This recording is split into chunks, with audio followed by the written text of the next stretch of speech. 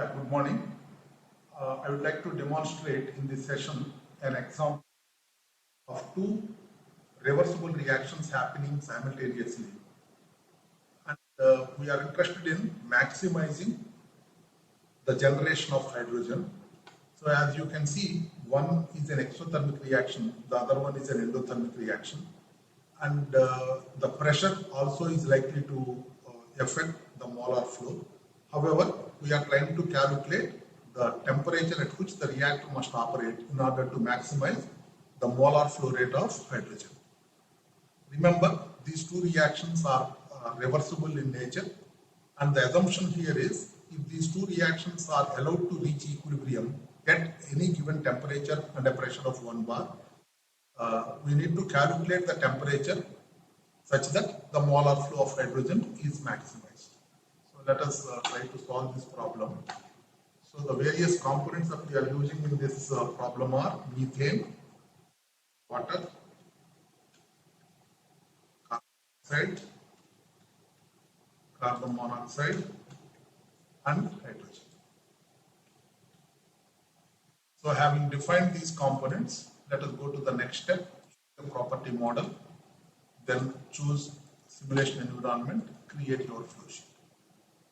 So as you know, the reversible reactions at equilibrium can be modeled by using both equilibrium reactor R equal as well as R Gibbs. So let me use R equilibrium reactor. So connect input and output.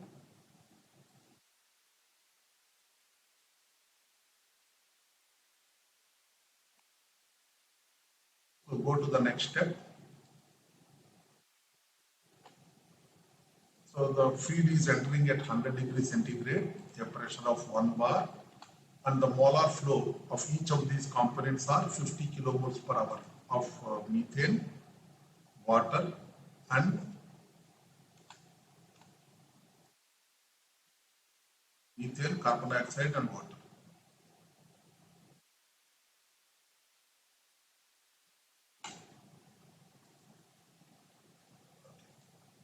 We have defined this input stream.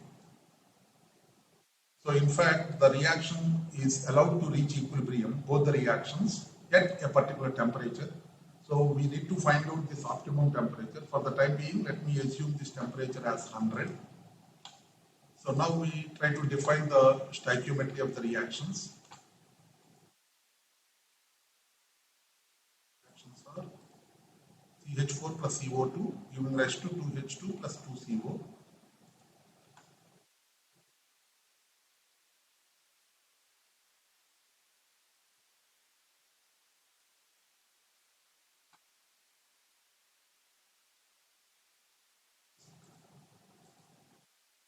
CH4, sorry, CO2.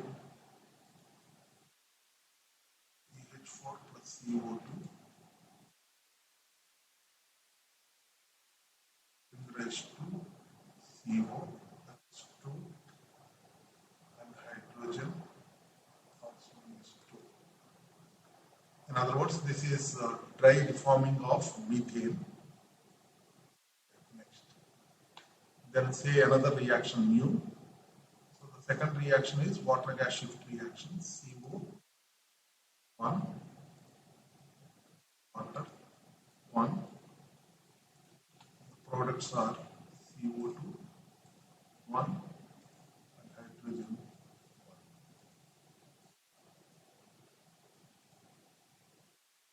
So we have completed the problem definition, so we should be able to run the simulation. Now you can see the results. S3, which happened to be the liquid product, is absent. So all the reactor product is only in the vapor phase. If you try to see, the amount of hydrogen is quite small. The kilomole per hour is about 0.027, right? And you can see the conversion of methane, water, as well as CO2 is also quite small. Now let us try to run in order to see the effect of temperature. First of all, let me use the sensitivity study. Say new. Okay. So the variable that we would like to change is the block variable, the temperature at which the reactor is going to operate.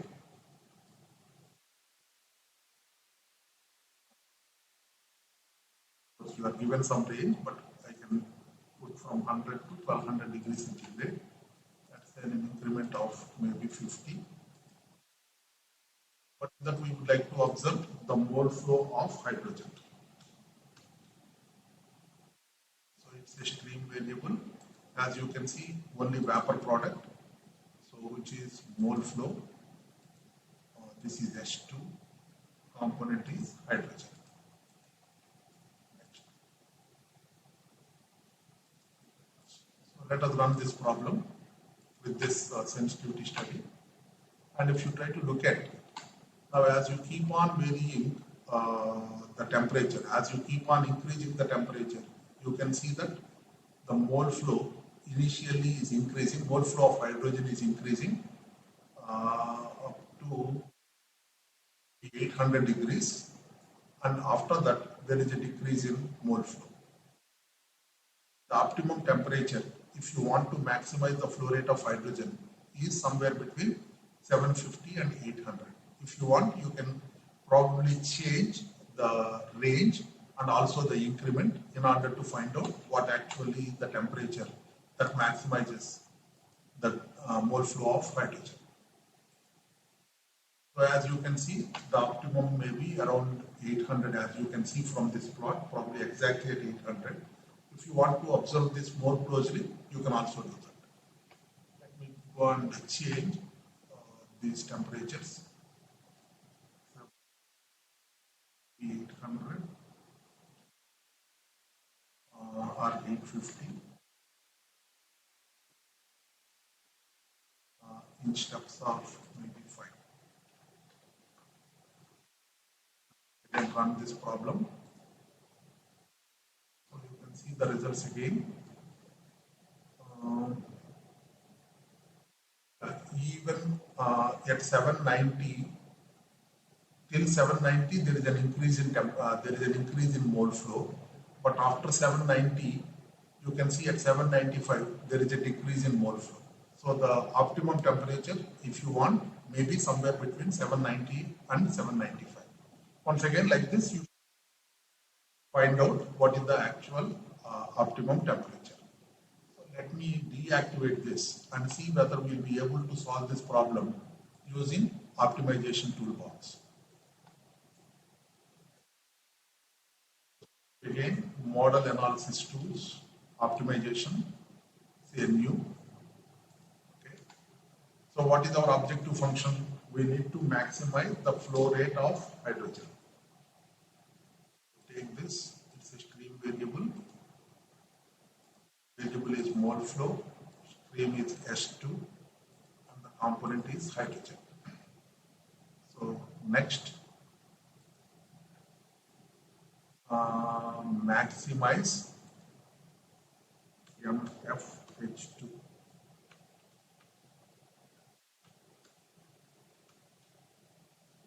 So do we have any constraints in this problem? Of course, there is no constraint. So you can, this is an unconstrained optimization. So how are you going to maximize the variable or the flow rate of hydrogen? So you are going to vary the temperature at which this block is operating. So let us say, as we have given earlier, maybe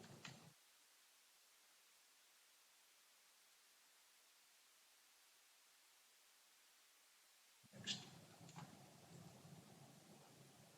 So we were able to come to a convergent solution. The method used is quadratic programming. So let us see the results. So this is the optimum maximum value of under the given conditions with the given flow rates, temperature, pressure. This is the maximum amount of hydrogen molar flow rate, and at what temperature for this? So this is around 789.017.